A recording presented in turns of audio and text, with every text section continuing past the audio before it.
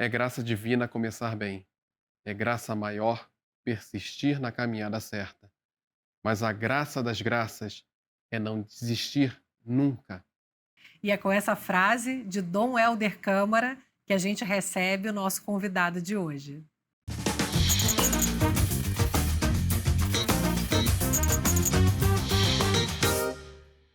Nosso convidado é o Reginaldo Lima. Reginaldo, prazer te receber aqui. Muito obrigada pela Muito sua obrigado. vinda. Prazer é todo meu, uma honra incrível estar com você, Ju, com você, Nando, a gente bater esse papo sobre tudo que o Brasil é nosso eixo. E com essa introdução emocionante, melhor ainda. Ai, que bom que você gostou. Reginaldo, a gente sempre pergunta no começo para a pessoa dizer quem ela é. Quem é você? Então, eu sou carioca, natural do Rio de Janeiro, do Complexo do Alemão, da favela do Complexo do Alemão, onde nasci e me criei vivo até hoje. Sou um homem de educação tardia, filho de retirantes nordestino e vou construindo a minha trajetória, fazendo uma miscigenação de ativismo social, funcionário da construção civil, indústria e comércio e ora também como reciclador. E assim eu chego aos 52 anos de idade com essa multimistura e a felicidade de ter conhecido muita gente diversa e diferente nessa jornada. Eu já vi você se descrevendo e falando em entrevistas assim que você é netos ou bisnetos de ex-escravizados, de indígenas, com muito orgulho. Por quê? Sim. Então, porque o orgulho é exatamente o eixo do sentimento do brasileiro. O brasileiro é um povo orgulhoso, um povo feliz. Tem muitos traços lamentáveis na nossa história, mas no grande eixo nós somos um povo feliz. E o orgulho se dá exatamente porque a gente precisa entender nossa origem, reconhecer nossa origem e viver ela de maneira não tóxica. Não num ambiente em que isso agride ou se sente agredido quando é falado dela. E a gente encontra um lugar de defesa, sim, mas que vive orgulhoso de ser, e quem é orgulhoso de ser, muito poucas vezes é afetado. O Reginaldo, você é cria lá do Complexo do Do Alemão, né? Como, complexo, como que era a tua vida lá no Alemão, da tua família? então, lá no Complexo do Alemão, era uma vida. Eu começo num momento do Alemão que era um momento de início, de crescimento, porque o Complexo do Alemão era uma grande fazenda. E por isso o Complexo do Alemão, os primeiros migrantes nordestinos no grande êxodo norte e nordeste para as regiões sul e sudeste do Brasil, a minha família é essa que vem e vai para o Complexo do Alemão, ainda pega uma característica de uma grande fazenda. E como é que o nordestino costuma tratar alguém de tom de pele clara, olhos claros? De alemão. É uma forma de tratamento que o nordestino usa, geralmente, quando se depara com esse estereótipo. Então, quando a galera chega do Nordeste naquele ambiente e encontra essas pessoas com esse estereótipo, os tratam de alemão no desenvolvimento da história, com a favelização daquele ambiente, a diluição da fazenda e o acontecimento da favela vira complexo do alemão por esse motivo. E a gente cresce nesse ambiente muito misturado, com fragmentos ainda rurais, vacaria, leitaria, e não tinha o conceito de favela. E esse é um ambiente que a gente cresce livre, totalmente livre, sem o fragmento da violência que vai se configurando com o nascimento das facções criminosas, Isso em o que ano? domínio. Eu sou dos anos 70, então até os anos 80, 86, até 86 nós não tínhamos uma linguagem erradicada de organização criminosa. Elas estavam sendo forjadas nos presídios, particularmente no presídio de Ilha Grande, aonde se funde criminosos e o resquício dos revolucionários políticos que ainda estavam presos. Você brincava de quê? O que que você fazia? O que que você pode lembrar na sua memória afetiva de como foi a sua infância? A infância foi muito divertida, mas também de muito trabalho, porque ali era uma família numerosa e a gente se divertia trabalhando.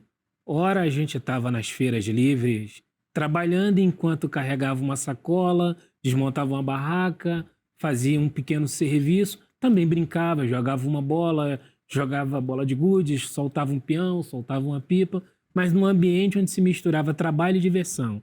Sempre. E quando estava na comunidade, havia vários ritos de solidariedade. Nós estávamos escavando um terreno para a construção de um novo barraco, auxiliando na construção de um em andamento, mas sempre fazendo essa mistura. O trabalho fazia parte da minha geração. É interessante, a gente estava pesquisando sua história e você foi analfabeto até os 25 anos, Sim, né? E como é que você se alfabetizou? mais da metade da minha vida. Eu tenho 52, quer dizer, mais ou menos a metade da minha vida eu era uma pessoa sem nenhuma cultura, semi-analfabeto, com um letramento muito pouco. E durante muito tempo eu vivia de reciclagem, de catar lixo. Então tudo que eu encontrava... Eu sempre tive uma relação muito grande com folha, com papel, porque essa relação, hoje a gente entende, claro que era uma relação que remetia à necessidade de estudar, do querer estudar. Então eu juntava muita coisa. E um período da minha vida eu trabalhei numa rua catando lixo e tinha um prédio muito interessante que tinha um lixo muito interessante. Sempre tinha um saquinho organizado com fragmento, resto de alguma coisa, e eu ficava por ali, até que um dia um homem muito rude desceu e me chamou a atenção porque eu estava rasgando esse saco. Ele já com um aspecto bem debilitado, mas me chamou a atenção. E aí perguntou, olha rapaz, você sabe o que você está fazendo aí? Eu falei, eu tô lendo, né? E aí ele falou o quê? Eu falei, não sei, né?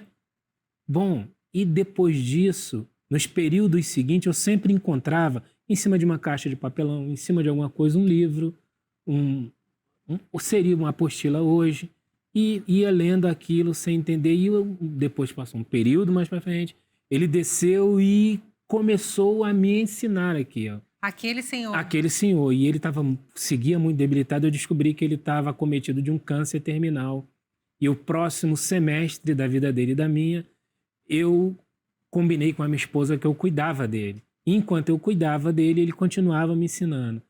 E nos ritos finais da vida, e eu nunca havia perguntado o que ele era, quem ele era, a gente ficou amigo, ele me ensinou a ler, a fazer o exercício da leitura, e só que o exercício da leitura era lendo Dostoiévski, Platão, Sócrates, Aristóteles, Tucídides, grandes pensadores, iguais e parecidos, mais para trás, mais para frente. Muitas literatura, muitas conversas, muitos diálogos. E próximo do fim ele perguntou, você sabe quem eu sou? Eu falei para ele, sei. Meu amigo, meu melhor amigo, meu grande amigo, minha ponte com a vida, com a realidade. Aí ele falou, não, meu irmão.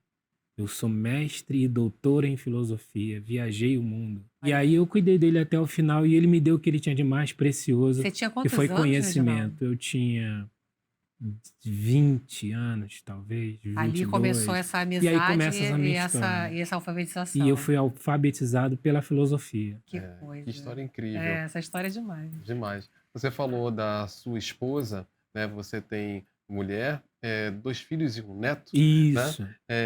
O que é família para você? A família é o eixo, família é o porto. E aí eu quero colocar muito claramente, família, não importa o formato, desde que haja respeito, amor, cuidado, família. Família é família. Tem muita discussão, mas família para mim é isso.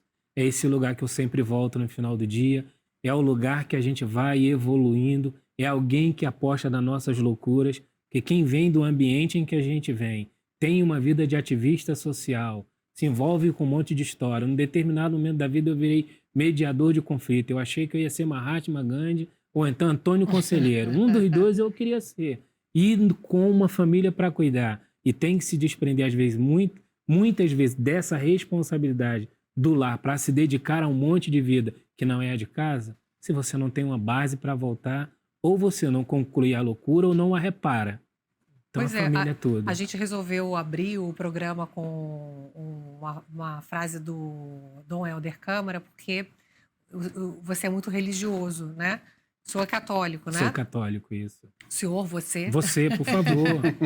E queria que você falasse que você falou você, que é mediador de conflito também. Isso faz parte também do teu trabalho na comunidade, dentro da Igreja Católica. Conta um pouco para a gente do papel da igreja e também se tem a ver com a questão da mediação de conflitos também. Então, quando vocês trazem Dom Helder, vocês mexeram com o meu emocional. Quero dizer para vocês que a gente engole seco. Tem muito a ver. Primeiro que Dom Helder, enquanto ser humano, enquanto pessoa, a memória de Dom Helder na sociedade era uma memória que permeava a religião, a doutrina. É a memória de um homem enganjado, de um brasileiro devotado, de alguém entregue para o outro, que tinha sua religiosidade, sua decisão apenas como exemplo para ele mesmo. Ele nunca vendeu a religião como tal, mas a sua brasilidade, a sua civilidade, a sua construção de meio. Então, Dom Helder, junto com outros grandes nomes, estimularam o acontecimento de um movimento na Igreja Católica chamado Comunidades Eclesiais de Base, os SEBs, que é de onde nós vemos, de onde a origem é o anel de Tocum, que muitas vezes nós vemos essa aliança negra e pensa que é um adorno, mas ela é um sacramental consacratório, que vem daqui. Então, a comunidade eclesial de base mergulhava na doutrina social cristã, mergulhava no sistema político, no entendimento e conhecimento do sistema político, no desenvolvimento geopolítico da relação do nosso país com o mundo. Queria a comunidade eclesial de base nos preparar para a cidadania, muito mais do que um fundamentalismo religioso, mas que nós usássemos a nossa religiosidade, a ética cristã para o desenvolvimento da sociedade. Era o grande eixo das comunidades eclesiais de base, de onde estava Dom Helder e tantos outros nomes, como eu citei. Você acabou se tornando líder da sua comunidade. Tem alguma relação esse seu crescimento Total. ali dentro e você virar líder? 100%, porque eu venho com essa consciência, né? A gente recebe formação, tem conhecimento e a forja deste conhecimento é para nos tornar contribuinte. E para ser contribuinte você tem que estar envolvido. E quando a gente se envolve é uma consequência da sua prática, da sua vocação. E nesse engajamento, muito naturalmente, é natural que o coletivo alguém diga, então assume aqui, te empurra. E quando você vai estar exercitando a mediação, que é o exercício de encontrar o caminho do meio numa cena de violência. Você acabou recebendo o título de doutor honoris causa em ciências sociais, né? O que significa para você, vindo de onde você veio, com a história que você tem? Significa... É um reconhecimento que a gente não espera, né? Eu dou contribuições religiosas muito no pilar ecumênico. A gente lida com muitas religiões. A OCB, que é a Ordem da Capelania do Brasil, que é ligada a uma entidade norte-americana de 105 anos de existência, que atua nos ritos finais do indivíduo, no seu sofrimento, trabalha nas grandes crises mundiais. Você vai encontrar membros da OCB atuando de diversas religiões. No Brasil, nos últimos anos, eles vêm dialogando muito com as religiões de matriz afro, e eu tenho muito envolvimento com esse diálogo. E em todos os países onde a OC é organizada, eles se associam à academia. E nesses últimos anos, eles vêm provocando a academia que reconheça esse notório saber. E não é o lugar da arrogância, mas a minha caminhada e um olhar generoso, carinhoso e fraterno da OCB decide conferir esse título esse ano a mim. E eu queria que o senhor falasse sobre a situação ali da população das favelas e comunidades que sofrem com estigmas, com preconceitos, com racismo. Como que é trabalhada essa questão ali dentro e como que são essas questões para você? Primeiro, que a gente precisa entender que existe uma realidade, existe uma verdade que ela é extremamente agressiva, tanto para dentro quanto para fora. E quem está fora sofre uma sequela muito mais intensa e quem está dentro é um modelo de refém.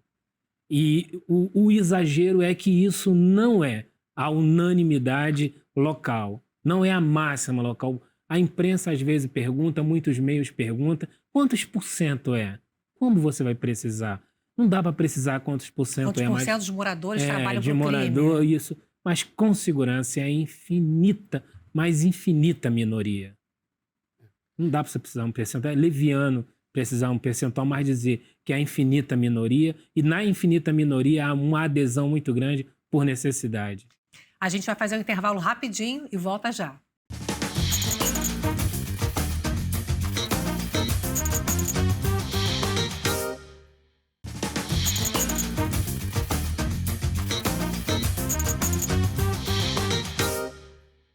Estamos hoje aqui entrevistando Reginaldo Lima, do Investe Favelas. Queria agora que você contasse um pouco o que é esse projeto. Então, o Investe Favela é um pouco disso, Ju, dessa resposta desse universo plural de visão, de entendimento, de violência, de não violência, se pode, se não pode. Em 2019, eu toco uma ONG com a minha irmã. Esse ano nós celebramos 32 anos de existência no Complexo do Alemão. É uma entidade de educação e que a gente trabalha educação e saúde na entidade e acolhida, que a gente trabalha com a comunidade LGBTQI também. Qual é o nome da ONG? O EduCap. Fica no centro do Complexo do Alemão. É um prédio todo feito de container, certamente, ou se não for o único, um dos únicos prédios feitos de container, no coração da favela, e nos foi doado pela Rainha Elizabeth, já saudosa Rainha Elizabeth, Que legal. e inaugurado pelo Príncipe Harry. Então, a gente tem a ONG lá, e a gente sempre trabalhou com muito tema. Nos últimos tempos, a gente vinha percebendo a importância do empreendedorismo. Os movimentos sociais, eles seguirão sempre muito importantes, mas a gente já entende que eles não podem dar a resposta resolutiva que a base da pirâmide, a favela e a periferia precisam. A gente vê hoje 10,6 milhões de desempregados na nação. Você pode abrir 3, 4 indústrias em cada lugar, ela não vai dar conta de alojar essa mão de obra desempregada e que pode crescer. Mas o empreendedorismo pode auxiliar a mitigar isso de maneira significativa. Então a gente passa a debater, mergulhar, entender o empreendedorismo até ir fazer uma captação para a ONG e encontrar um empresário que a gente já tinha trabalhado em outras ONG no passado, nos reconhecemos, ele resistiu a ceder o investimento, mas pôs a mão num parágrafo na apresentação que era empreendedorismo. Ele disse, olha, isso aqui eu não tenho interesse, balé, futebol, curso, mas isso aqui eu tenho interesse, que é empreendedorismo. E a gente foi para o confronto de ideia, de discussão, de entendimento. Ele é um macroempreendedor, é o Eduardo Ourívio, um dos fundadores com o Mário Chadia do Grupo Trigo. Então, iniciamos um diálogo que perdurou por 8, 9 meses, até ter um formato, uma ideia. E a gente também não queria que eles dessem dinheiro para o empreendedor local, mas que fosse tão interessante, que fosse um ganha-ganha, que fosse negócio. E aí, em algum momento, ele pergunta, mas o que a gente dá? Eu falei, você não deu nada. Deu 10 milhões? Foi bacana, mas não deu nada. Deu 100? Foi bacana, mas não deu nada. Mas por que não? Porque você não deu o seu maior ativo. O que você é? Empresário de sucesso. Empreendedor.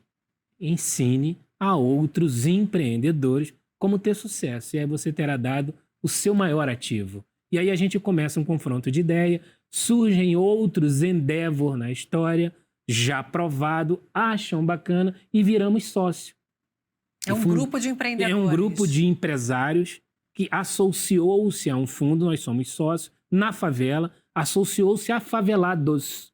E criamos o Invest Favela. A variável do Invest Favela, Nando e Ju, é que nós somos uma entidade de negócio, não uma entidade de negócio social. Nós não temos uma visão vertical, nós temos uma visão horizontal, porque a gente deseja alcançar uma resolução de escala. Não que nós vamos ser a solução, mas que a gente, com segurança, com muito esforço e trabalho, vamos ser um contribuinte para a solução. E como é que através do funciona ali empreendedorismo. o trabalho do Invest? Então, o Invest Favela inicialmente começou com 3 empreendedores do Rio de Janeiro, um da área de tecnologia, internet banda larga, a única startup de favela legalizada pela Anatel no Brasil. Uma startup que não tem envolvimento com a milícia, com o narcotráfico. Muito louco, né? Temos também uma subadquirente que lida com crédito na região de Duque de Caxias, Baixada Fluminense. E uma empresa de sustentabilidade que vem desenvolvendo um modelo de ecoponto inspirado num pub bancário. Então, vocês são todos sócios dessas empresas, Somos todos sócios dessas empresas. Entendi. Em novembro do ano passado, a gente lançou o nosso primeiro edital e demos um salto de 3 empresas investidas para 18 empresas investidas com variáveis de vocação agora a nível Brasil. A ideia é investir para A desenvolver ideia negócios é isso, em favela, investir e né? desenvolver negócio. Entendi. Por isso que ela é horizontal, porque o protagonista é o empreendedor e não a gente. Porque quais são as principais dificuldades assim que você pode numerar para o empreendedor dentro das comunidades? A dificuldade, primeiro, é o conhecimento contemporâneo de gestão, de como lidar com isso, de como controlar a renda, de como controlar estoque, tudo que um negócio precisa ter. Esse entendimento técnico, lógico, é às vezes a grande dificuldade para esse crescimento. E a relação com crédito.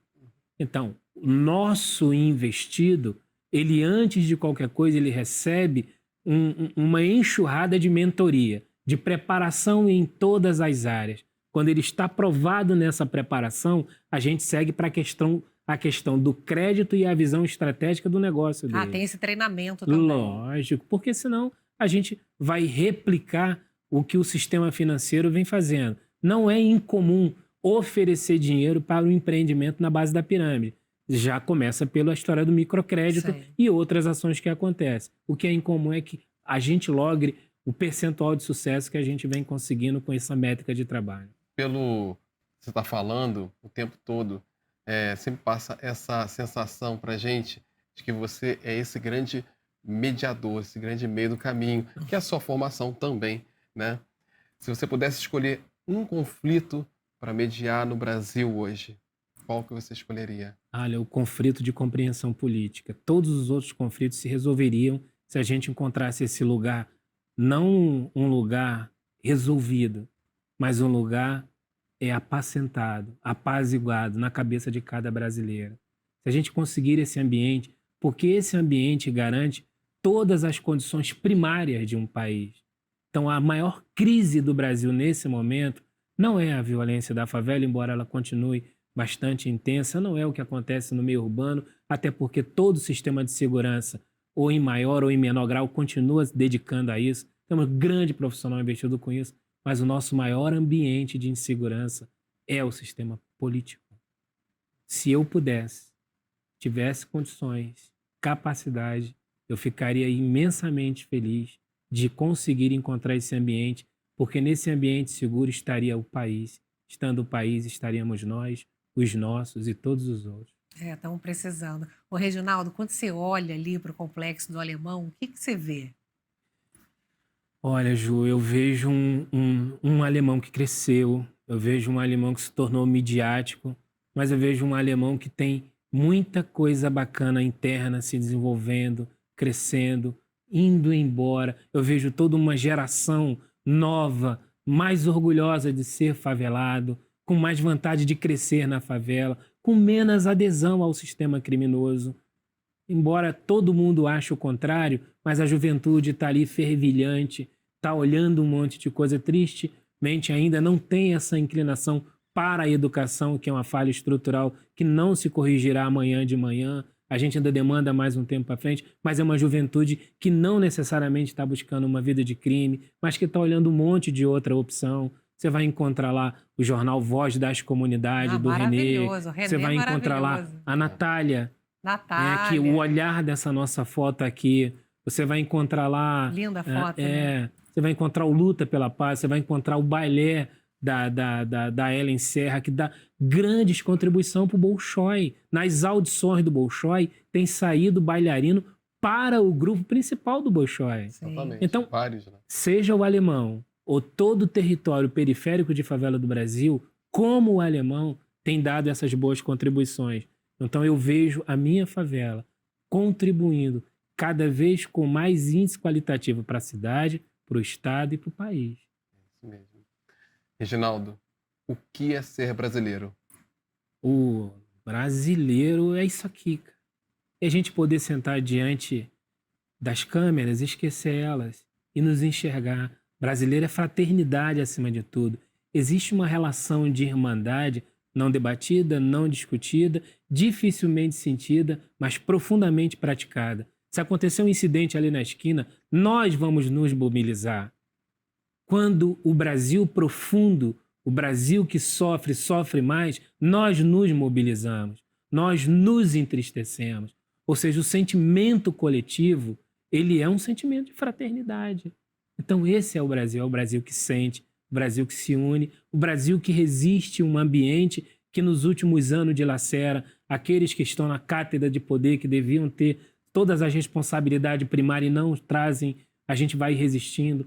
Resistem vocês aqui que começam um programa como esse, com uma história belíssima, gerando voz, gerando espaço, trazendo discussão, colocando a diversidade para funcionar. Tem o câmera que está aqui com a gente, tem o cara da portaria, tem o rapaz que está no sinal de trânsito, tem a favela que continua funcionando, todo mundo contribuindo com o seu pouco possível fora do grande sistema, porque o grande sistema nesse momento ele está extremamente mergulhado no dolo e ferido. Mas o Brasil não parou por causa do brasileiro, o que quer dizer que a bandeira, embora tenha sido apropriada midiaticamente para um grupo, ela ainda é do brasileiro e ela ainda representa o brasileiro. Muito obrigado, viu? Obrigado pela sua fraternidade. Eu Muito que bom. agradeço, Dan, agradeço a você, Ju. Agradeço por esse programa, agradeço pela jornada. Vocês não têm ideia da importância de vocês na nossa vida. Ô, Reginaldo, então eu vou dar o meu depoimento, porque a gente se falou muito durante a pandemia. Você é um líder relevante ali no Alemão para o trabalho jornalístico, para mim pessoalmente, e a gente está aqui sentado por causa de pessoas como Com você. você. Muito Não, obrigada. viu como a gente Obrigado. é mais irmão do que imagina? Viu? Com certeza. Muito obrigada. Obrigado. Obrigado eu. Obrigada a você. Até o próximo. Tchau.